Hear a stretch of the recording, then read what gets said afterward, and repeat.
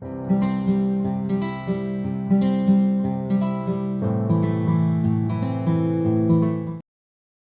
देखो, ये है अनसीन पैसेज। इसका मतलब होता है ऐसे क्वेश्चन आंसर जो आपको इसमें से ढूंढ के लिखने हैं। ठीक है, जैसे मैंने आपको कोई स्टोरी सुनाई, ओके, अब उस स्टोरी में मैं आपसे कोई क्वेश्चन पूछूं तो आपको पता होना चाहिए, राइट। तो ऐसे ही है ये अनसीन पैसेज। इसमें लिखा है बेन हैज़ 2 पेट्स। बेन के पास 2 पेट्स हैं। Hello everyone, welcome to JNT online classes. और आज की क्लास में मैं आपको बिल्कुल जिस तरह से ट्यूशन में मैं अनसीन पैसेज या फिर हम बोल सकते हैं रीडिंग कॉम्प्रीहेंशन जिस तरह से सिखाए जाते हैं आपके साथ शेयर करने वाली हूँ। और देखिएगा बच्चों के आंसर्स कितने परफेक्ट होते हैं, और वो भी वो बच्चे जिसमें से कई बच्चे ऐसे हैं जो पहली बार रीडिंग कॉम्प्रीहेंशन कर रहे हैं। तो किस तरह से हम छोटी छोटी डिटेल्स उन्हें समझा सकते हैं और एक अनसीन पैसेज में से कितने ही क्वेश्चंस आप बना सकते हैं बच्चों के लिए। तो ज़रूर ये वीडियो पूरी देखिएगा, स्किप मत करिएगा। चैनल पर न्यू है तो चैनल को सब्सक्राइब कर दीजिए। वीडियो पसंद आए तो एक लाइक ज़रूर करिएगा। हमारा what kind of pets does Ben have. What kind of pets, किस तरह के पेट्स हैं बेन के पास। उसके बाद है his dogs are Tim and Mutt. अब उस डॉग्स के क्या नाम है? Tim and Mutt. ठीक है, अब मैं आपकी हेल्प के लिए एक काम करती हूँ। वो पॉइंट्स जिनके आंसर लिखने हैं, ठीक है, उन्हें हाईलाइट कर देती हूँ। जैसे 2 डॉग्स, तो बेन के पास किस तरह के पेट्स थे? डॉग्स थे, तो हम लिख देंगे ही हैज़ 2 डॉग्स। ठीक है, सो नाम क्या थे डॉग्स के? Tim and Mutt. ठीक है, and where does Ben take his pet. Ben pets को कहाँ लेके जाता था? To the park. पार्क में लेके जाता था। ये जो हाईलाइट करने वाला ऑप्शन है ना, ये सबसे बढ़िया ऑप्शन है जब इनिशियली आप बच्चों को रीडिंग कॉम्प्रीहेंशन या अनसीन पैसेज सिखा रहे हैं, क्योंकि इसके थ्रू वो एटलीस्ट इतना समझ जाते हैं कि हमें कितना आंसर लिखना होता है। स्टार्ट करें। ओके, ये है एक और अनसीन पैसेज। ठीक है, इसमें मैंने आपको 4 लाइन दी हैं जिनको आपको रीड करना है, अच्छे से रीड करना है। ये समझ लो 4 लाइन की एक स्टोरी है। 4 लाइन की मैंने आपको एक स्टोरी दी है, और उस स्टोरी में से आपसे कुछ क्वेश्चन पूछे जाएंगे। जैसे आपको कोई कहानी सुनाए तो आप क्वेश्चन का आंसर कर सकते हो ना। तो ऐसे ही एक कहानी चल रही है, the frog lives in a pond. Frog मतलब मेंढक, लिव्स मतलब रहता। कहाँ पे रहता है? पॉन्ड में। एक मेंढक रहता है पॉन्ड में। पॉन्ड मतलब छोटा सा तालाब। पॉन्ड मतलब छोटा सा तालाब। लिव्स मतलब रहता है। लिव्स मतलब फ्रॉग मतलब। तो ये चीज़ आपको बहुत ध्यान में रखनी है जब भी हम बच्चों को अनसीन पैसेज करवाते हैं। स्टार्टिंग में आपको कम से कम 8 से 10 अनसीन पैसेज इसी तरह से कराने हैं जिसमें छोटे से छोटे वर्ड को डिस्क्राइब करना है, एक एक वर्ड का मीनिंग समझाना है, उसमें नाउन क्या है, उसमें वर्ब क्या है, उसमें हेल्पिंग वर्ब्स क्या क्या हैं। ये सारी डिटेलिंग हमें बच्चों को साथ साथ इंट्रोड्यूस ज़रूर करानी है, जिससे उनका जो ग्रामेटिकल पोर्शन है ना वो भी बहुत मज़बूत होता है। सबसे ज़्यादा कहाँ पे हमें ध्यान देना है? फ्रॉग कहाँ रहता है? पॉन्ड में। किसके ऊपर जंप किया? लॉग के ऊपर। क्या खाता है? फ्लाई। ठीक है, ये याद रहेगा। Then he hops in my bucket.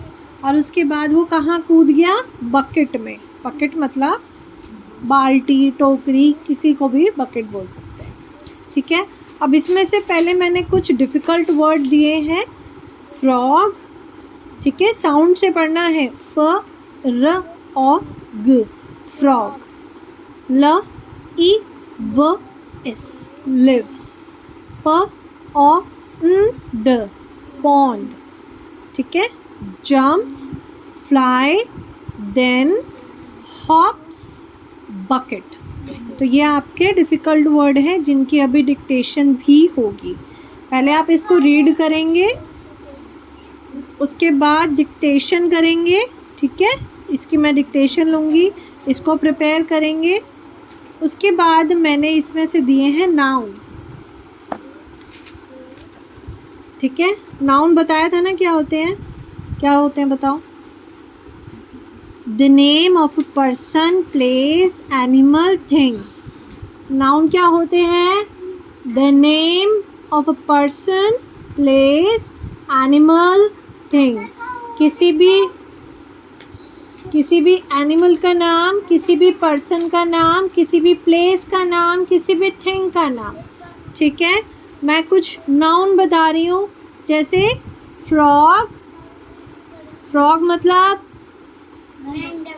Yes. Pond, pond मतलब तालाब।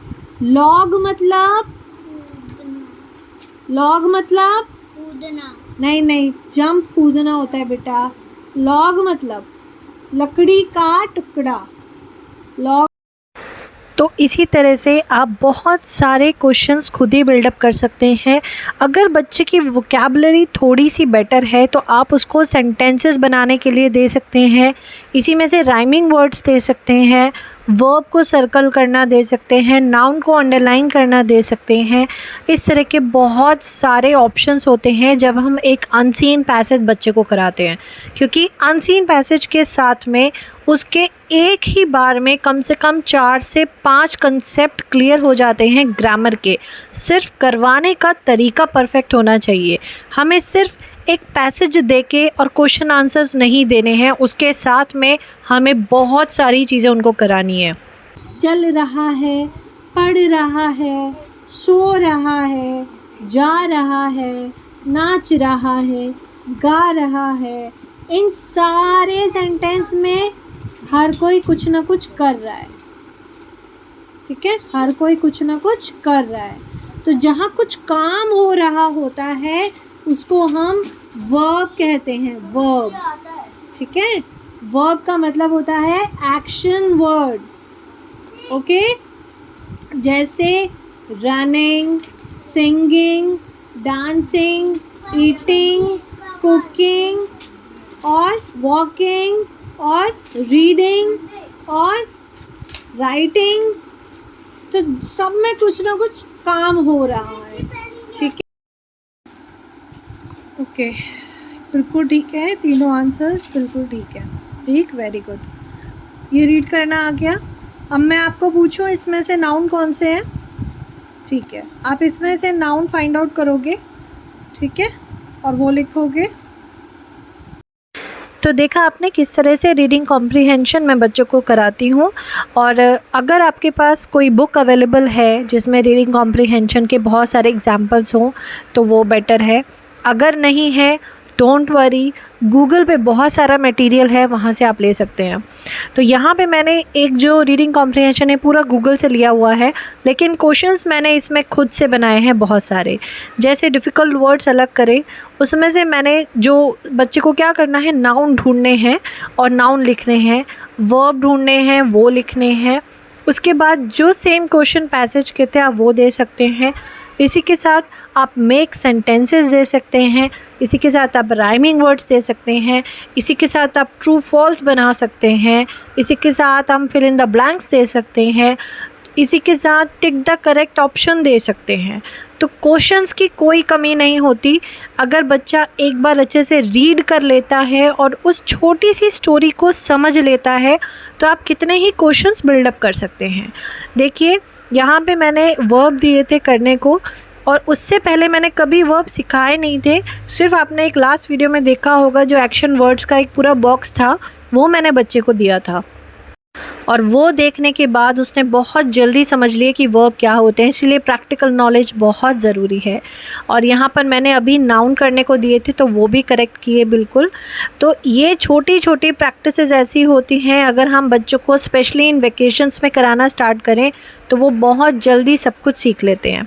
यहाँ पे देखिए, ये मैंने वर्ब और नाउन फाइंड आउट करने को दिया था बच्चे को, और ये वो बच्चे हैं जिन्होंने सिर्फ अनसीन पैसेज इससे पहले सिर्फ एक बार किए थे, इससे प्रीवियस क्लास में ट्यूशन में, और उसके बाद मैंने आज कराए थे। तो बस इस तरह से आप बहुत सारे क्वेश्चंस बिल्डअप कर सकते हैं। वोकैबुलरी स्ट्रॉन्ग करानी है तो ज़्यादा से ज़्यादा रिटन प्रैक्टिस, अनसीन पैसेजेस की या लेटर राइटिंग या इस तरह के जो प्रैक्टिसेस होती है ना, 4 से 5 लाइन लिखो किसी टॉपिक पे, ये सबसे इम्पॉर्टेंट होती हैं। इससे बच्चे की वोकैबुलरी, उसकी ग्रामर कैसी है, कहाँ पे कौन सा चीज़ यूज़ करनी है, उसको समझ आने लग जाता है। तो आई होप ये वीडियो आपको अच्छी लगी हो। मिलूंगी मैं आपसे नेक्स्ट वीडियो में। वीडियो पसंद आए तो प्लीज़ एक लाइक ज़रूर करिएगा। Till then, good bye.